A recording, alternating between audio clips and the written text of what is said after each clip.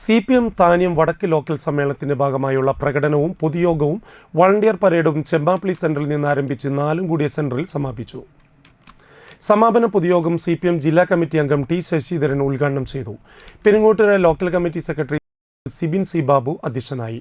താന്യം വടക്ക് local committee secretary CP Jose, Cherpu area secretary AS Dinakaran, KK Anil, MV Mukesh, TV Madanamohan എന്നിവർ പങ്കെടുത്തു. RSSന്റെ മുമ്പിൽ 210 ആളുകളെ ബലി കൊടുത്ത പാർട്ടിയാണ്.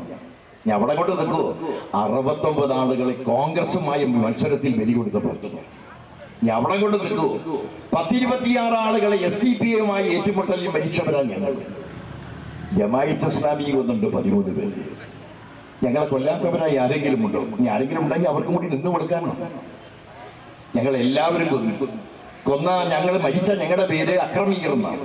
കൊന്നവരെല്ലാം പേര് ജനാധിപത്യവാദികളാണ്.